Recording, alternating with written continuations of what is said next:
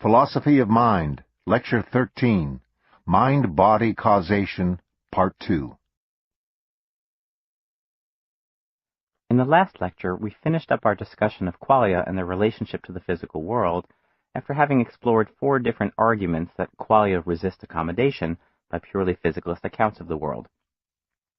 The question under investigation there was primarily whether qualia are physical things or instead are irreducibly mental in nature. One aspect of their relationship to the physical world which we did not discuss was their causal relationship, and so we return in this lecture to the topic we first introduced back in Lecture 7, namely the problem of mind-body causation. In that lecture, recall, we first saw how the idea of there being causal relations between the mental and the physical was simultaneously obvious, important, and problematic. It was problematic because on the Cartesian dualist picture, where mind and body are completely different sorts of substances, it seemed unintelligible how the non-spatial mind could have causal interactions with the spatial body or brain. But as we'll see, especially later in this lecture, it's problematic even if you don't lean towards Descartes' own substance dualism and instead prefer some more contemporary formulation such as property dualism, a view according to which mental properties cannot be reduced to or identified with physical properties, even if we grant that the same physical brain could have both sorts of properties. For there, the problem is in precisely how to insert the mental properties into what seems to be the purely physical causal operations of the brain. It surely looks, according to science, that one physical state of the brain causes the next physical state of the brain. But then what precisely could mental properties contribute to that picture? Earlier, we focused primarily on the Cartesian substance dualism form of the mind-body causation problem, looking at what 17th century thinkers like Descartes, Nicolas Malebranche, and G.W. Leibniz said about mind-body causation. In this lecture, we'll bring things up to the present day, exploring how the problem of mind-body causation seems to remain largely unsolved even though it's taking on some new forms. We begin with a position which recognizes the problem head-on. T.H. Huxley and Descartes' mechanical conception of animals. Thomas Henry Huxley, lived in the 19th century, was an English biologist, anatomist, and paleontologist, and was widely known as Darwin's bulldog for his advocacy of Charles Darwin's then newly discovered theory of evolution. His interest in animals led him to examine in a famous article one of Descartes' own less famous, but perhaps most infamous doctrines, the idea that non-human animals are mere automatons, meaning thereby that they lacked all sensations, awareness, feelings, consciousness. In fact, that monstrous thesis, as it's been called, follows fairly straightforwardly from some otherwise very compelling parts of Descartes' overall philosophy, but that's a topic for another course. For our purposes, we'll examine the rather midway position on the issue that Huxley develops in his response to Descartes. The starting point is the recognition that purely physical science can explain an awful lot about animal behavior. Descartes believed this in the 17th century, and Huxley notes that it's all the more true in the late 19th century as biology unraveled more and more of the secrets of how animals work. And no doubt, we might add, it's all the more true today in the 21st century when we could add in our understanding of anatomy, biochemistry, genetics, and so forth.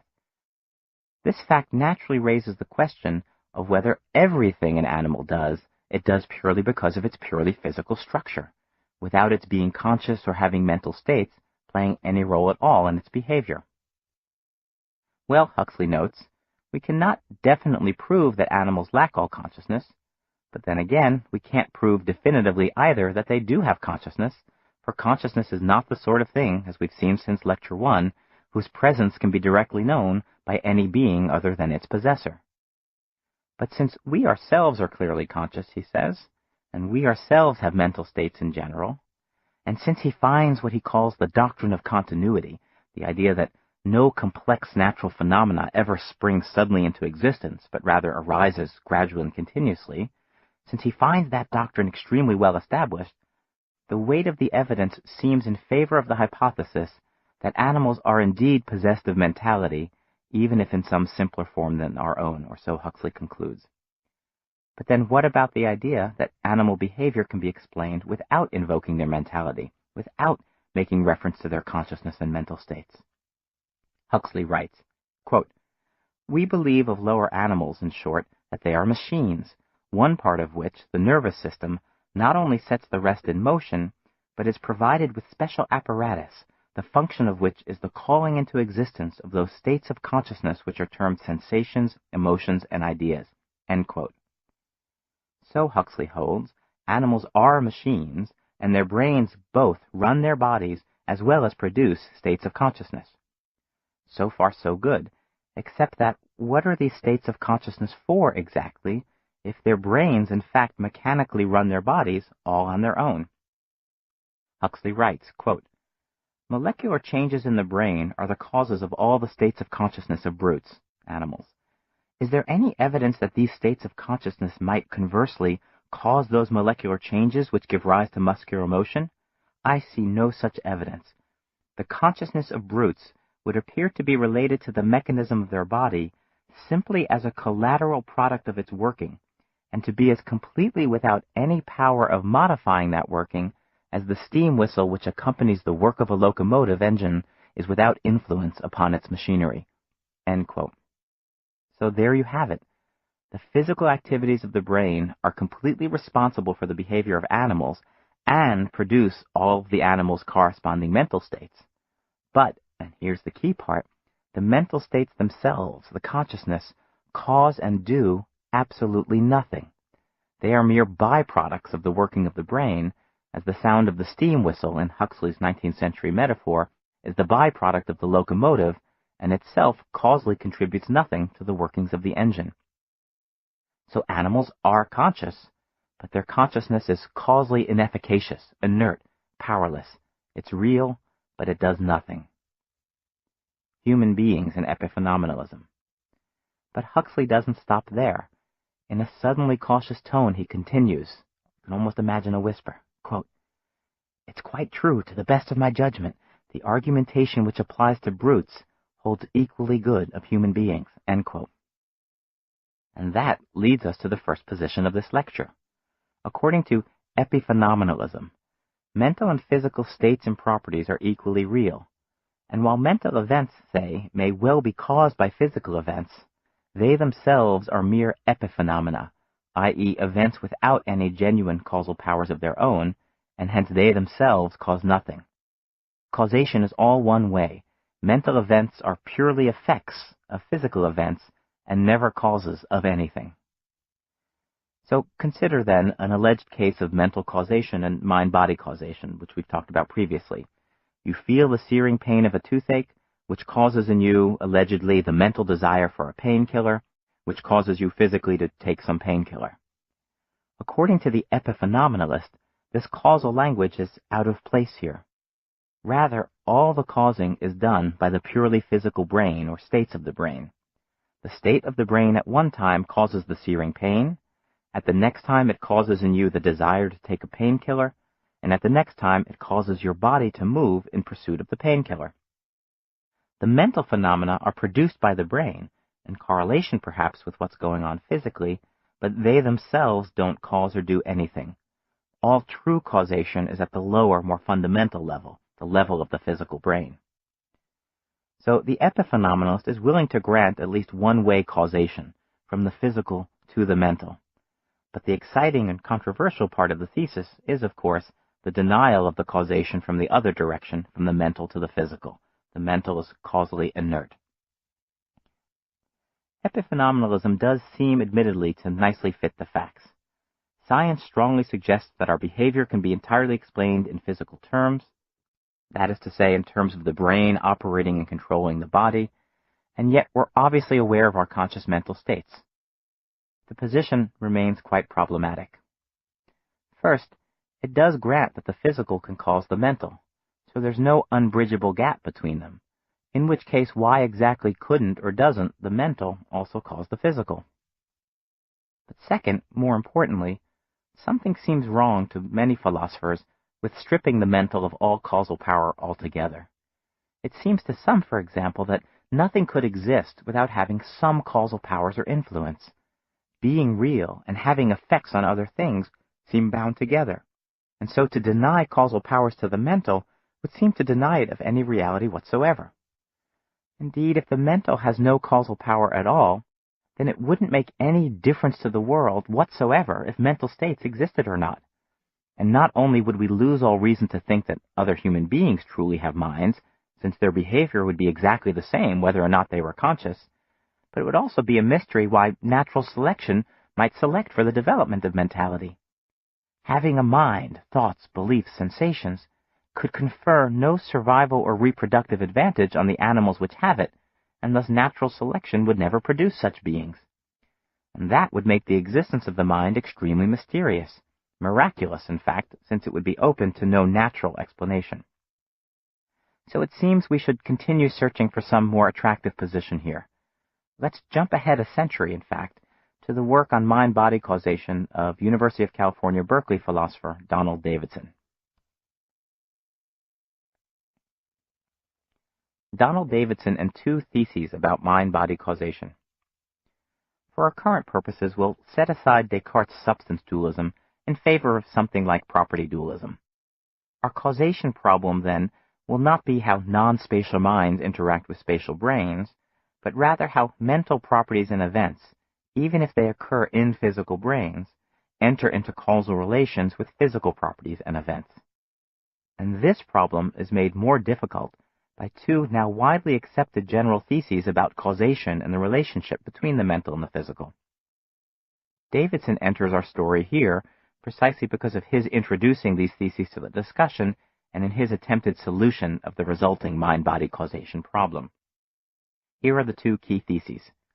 Number one, causation, it is thought, involves laws connecting causes and effects. And thesis number two, there are no such laws connecting the mental and the physical. Thesis 2 is sometimes referred to as the anomalism of the mental. The phrase comes from the Greek word nomos, for law, and it means literally the lawlessness of the mental, the idea that there are no laws governing mental processes and events, and in particular, governing the relationship between mental and physical. We'll elaborate on both of these theses in a moment, but from the start, it should be clear why they generate a problem for mind-body causation. If causation requires laws, as the first thesis says, and there are no laws between the mental and physical, as the second thesis says, then it follows that there can be no causation between the two either. So let's now turn to some elaboration. Thesis 1. Causation involves laws connecting causes and effects.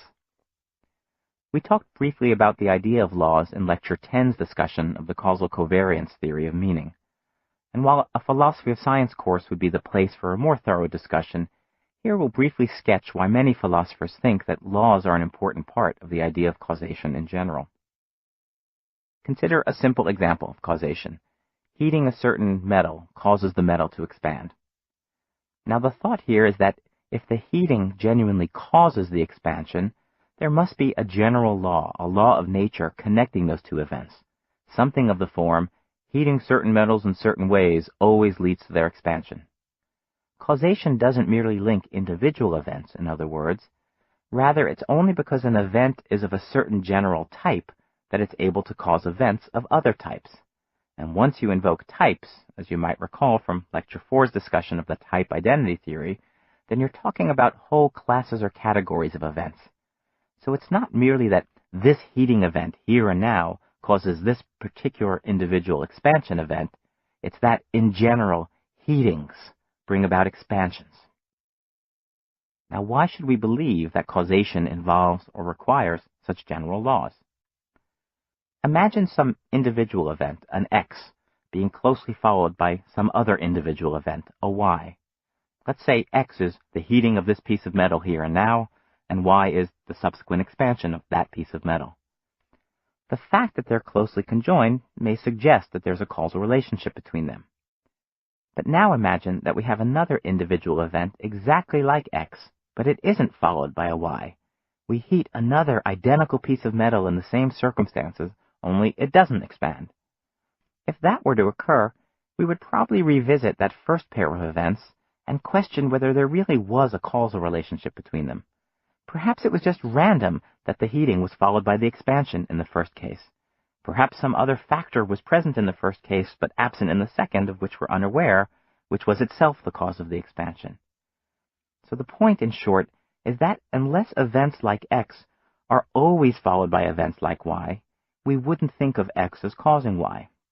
But that's just to say that causation always involves laws between general types of events. X's are always followed by Y's. This brings us to Thesis 2, the anomalism of the mental, the lawlessness of the mental. This again is the claim that there are no such laws connecting mental events or properties and physical events or properties. The question now is why we should believe this to be true.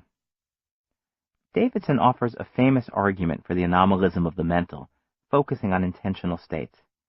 It's famous, and it's generated a large literature discussing it because it seems connected to so many important ideas. It might, for example, undermine the type identity theory we talked about in Lecture 4. It might support the externalism about mental content we talked about in Lecture 10. And it might even ultimately support denying the reality of the mental altogether, which we'll address in our next and final lecture. Here, we'll briefly sketch a version of the argument, and we'll frame it as a response to this question. Is it plausible to hold that mental states are correlated with underlying neural states, which as a matter of law suffice for them? Or to put that a little bit more plainly, is it plausible to hold that all the people who have a particular specific intentional state, such as a particular specific belief, say the belief that dogs are mammals, also might share the same particular specific neural structure and activity? Or to put that in our current language, is it plausible to hold that all who possess the mental property of believing that dogs are mammals also must possess, by virtue of a law connecting them, the physical property of being in a particular specific brain state? Here's why Davidson says no. Why you should accept the anomalism of the mental. Here's why. Because how we ascribe intentional states to people differs in important ways from how we ascribe physical states, such as brain states, and in such a way as to rule out the possibility of there being any laws connecting physical states to mental states. To see what this means, let's consider how we ascribe intentional states to people. Similarly to Daniel Dennett's intentional stance theory from Lecture 8, Davidson suggests that the ascription process is deeply regulated by principles of rationality, which ensure that the total set of intentional states we ascribe to an individual are as rational and coherent as possible. So, for example, we refrain from ascribing contradictory beliefs to people unless the evidence is such that we must take them to believe a contradiction. If you ask someone, "Hey, do you like Fred?" and they say, "Well, I do and I don't," you don't take them to contradict themselves, even when what they assert seems explicitly to be a contradiction. Rather, you take them to mean that they like him in some respects, but do not like him in other respects. Maybe they like his sense of humor, but dislike his arrogance. Davidson even suggests that in order to take someone to be speaking meaningfully, to be uttering meaningful sentences, we must take them to have a consistent and reasonably coherent set of beliefs without contradictions. For were someone to insist that he both believes and disbelieves the very same thing, we would have no choice but to conclude that he doesn't mean anything by his words, since what he utters is literally nonsense. So overall, then, when determining what someone believes, we're sensitive to the rational principle of avoiding contradictions. But there's more. We also tend to ascribe to people beliefs that follow logically from other beliefs we've ascribed to them, even when we lack further explicit evidence that they have these other beliefs. Thus, if someone believes that Providence is less than 50 miles from Boston, we also take them to believe that it's less than 100 miles from Boston, even if they've never said anything to this effect. Put most generally, Davidson's point is that before we ascribe any given belief, we must take into account the numerous other things the person believes. We can't simply ascribe to Fred some technical physics belief unless he has many other beliefs about math and physics. Joanne might assert Obama is president, but we can't take her to believe that Obama is president unless she has many other beliefs about, say, current events and what constitutes being a president and who Obama is and so forth. For imagine she asserted this and we followed up by asking, "Well, what is a president?"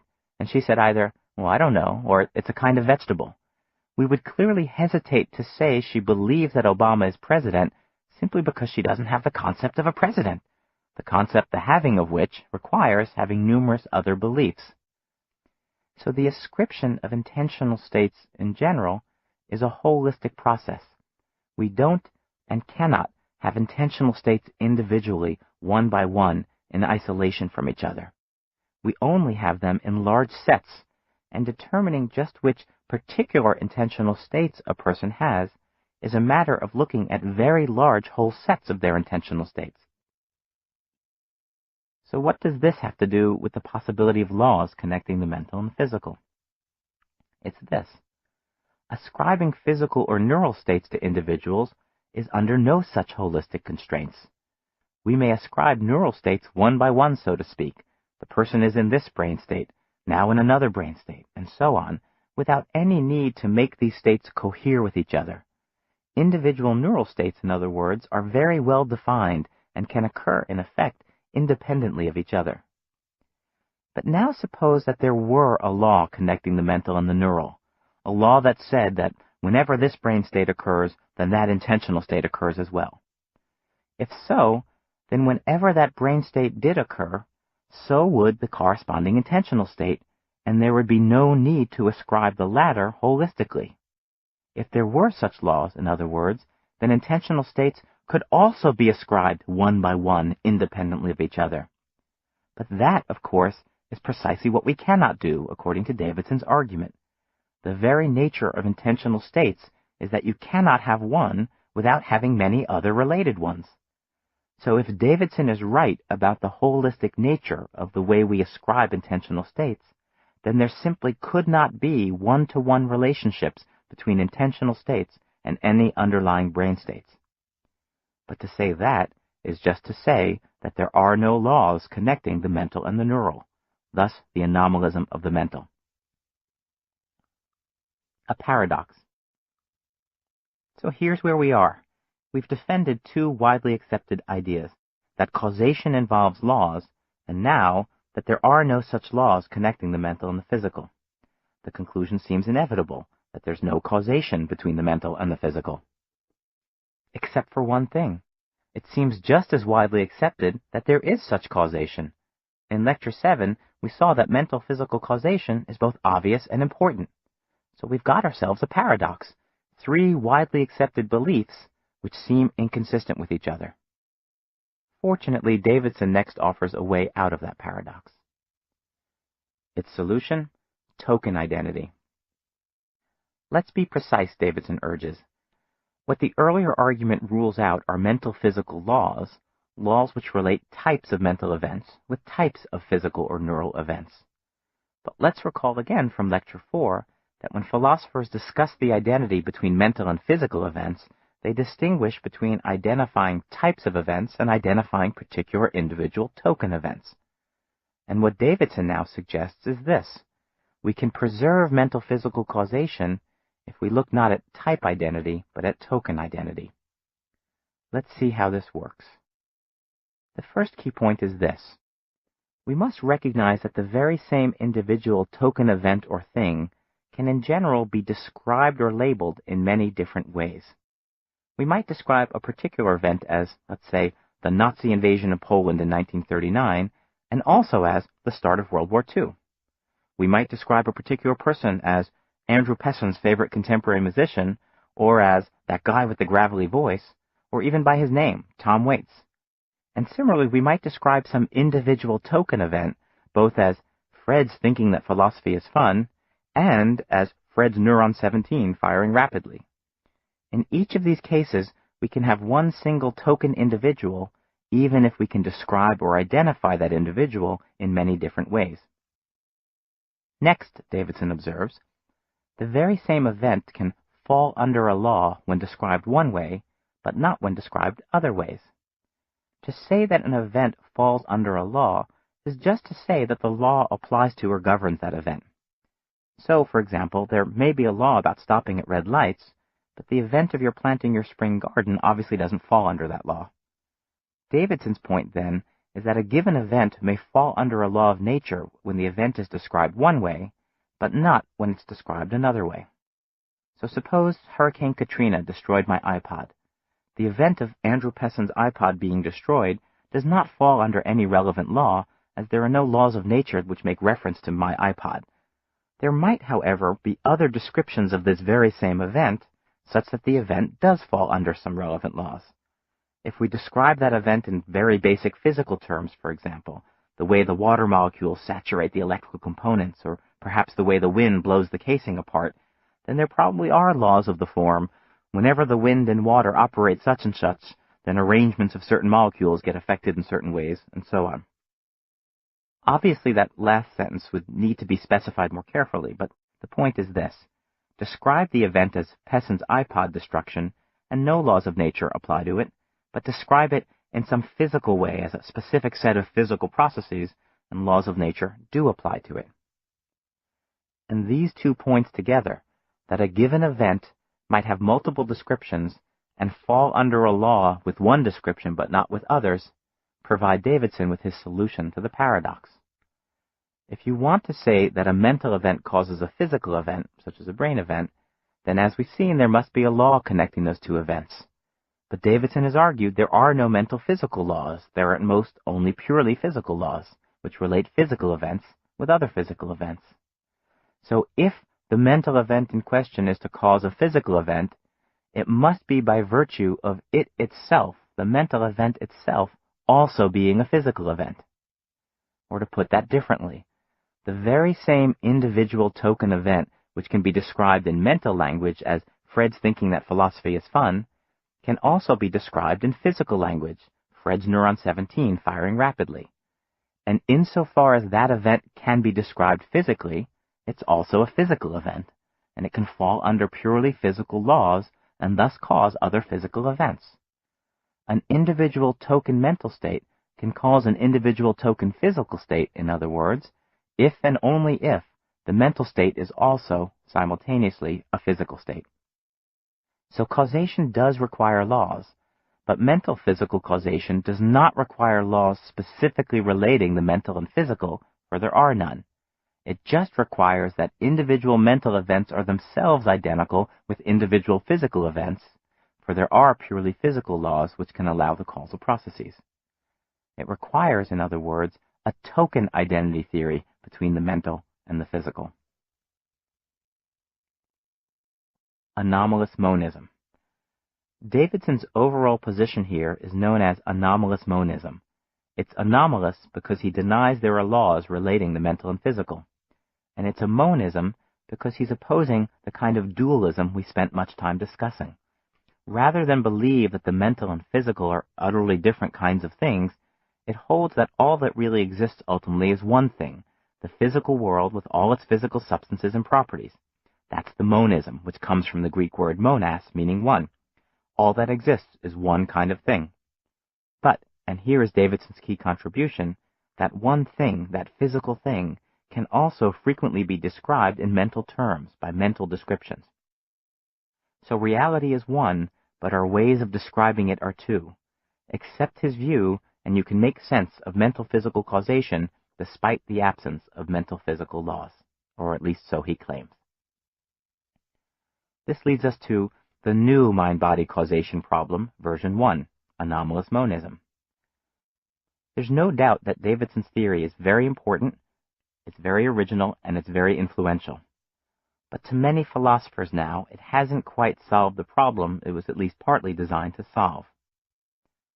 We're looking for a way to explain how the mental and physical causally interact. On Davidson's view, mental events enter into causal relations with the physical only insofar as they also have physical properties and thus physical descriptions which figure into laws. So suppose your desire to drink causes you to get some water. On Davidson's view, the desire to drink must be redescribable physically, i.e. also be a physical event, and it does its causing by virtue of its being physical. But now here's the problem, or the new problem. The fact that this event is also a mental event, with mental properties and a mental description, a desire for water, seems to be completely irrelevant to its causing your body's motion towards water. It seems, in other words, that we're back to a kind of epiphenomenalism. Mental properties themselves are causally irrelevant. And so rather than preserve mental-physical causation, Davidson seems to have reduced all causation to the relationship between physical properties, leaving the mental out of the causal picture altogether. So the new problem of mental-physical causation is this.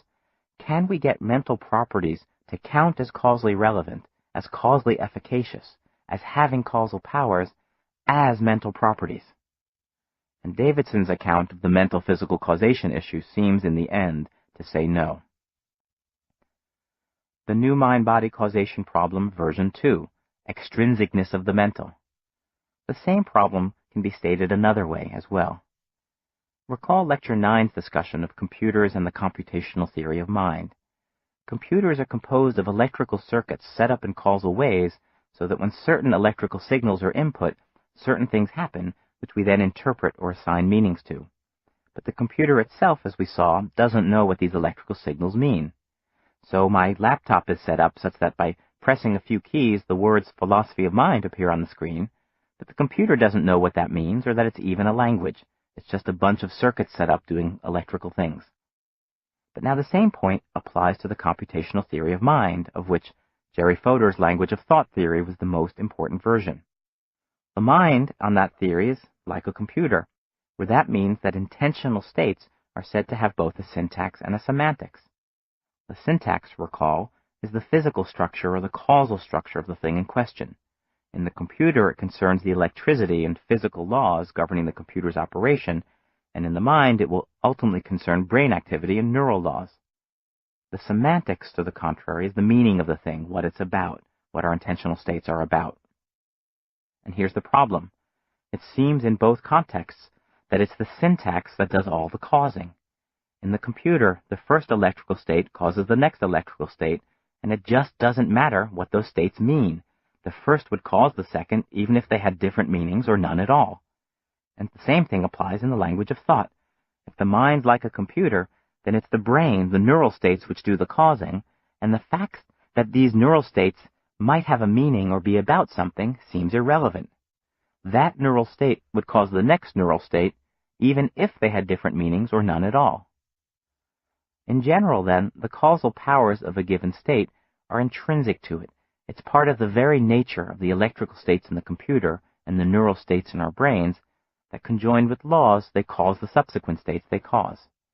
But the semantic aspects of these states seem to be extrinsic to them. That a given electrical or neural state has a meaning at all is not somehow built into the state itself, but at best a function of that state's relationship to things extrinsic to it, outside it. We saw this most vividly in Lecture 10's twin Earth thought experiment, where we saw that two twins could be physical duplicates, and yet their thoughts be about different things.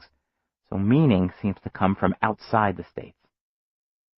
And that, then, is the second version of the new mind-body causation problem. Meaning, and therefore the mental, seems to be an extrinsic feature of the physical states, but all the causation seems to be due to the intrinsic features of those states. Thus the mental, the fact that certain brain states have mental descriptions, a semantics, or about anything, seems causally irrelevant. The new mind-body causation problem, version 3, causal closure of the physical. Finally, a third version of the problem, which we've essentially seen before. It's this, that most scientists consider the physical world to be causally closed. That is, they believe that for any physical event, if you trace its causes and effects, you'll always stay within the physical. This assumption is crucial, it's thought, for the very possibility of physical science. For how could physics ever predict the motions of all the molecules in a domain if the mental could somehow intervene in those motions? And how could neuroscientists ever understand how the brain does what it does by looking at the brain if the mental were regularly interfering with brain activity? It seems then that the very nature of physical science rules out the mentals having any causal influence over the physical, unless, of course, you hold that the mental just simply is itself physical in nature, as Davidson suggests. But then, as we've seen, you seem to make the mental causally irrelevant. All the causing is done by things insofar as they're physical, which amounts to saying that the mental is causally inert. In Lecture 7, we explored the historical dimension of the mind-body causation problem, focusing on substance dualism. In this lecture, we've been exploring the contemporary dimension of the problem, focusing on property dualism, and leaning, unfortunately, towards the conclusion that there seems to be no clear way for allowing mental events or properties, as mental, to have genuine causal influence in the physical realm. If the mental is to be understood as distinct in any sense from the physical, then we seem to have to reject its causal efficacy and relevance. But to reject its causal efficacy and relevance, it seems to many, amounts to denying its reality altogether. In our final lecture, we'll look at various versions of eliminativism, the view which denies the reality of the mental, and it's to that we will now turn. This ends Lecture 13.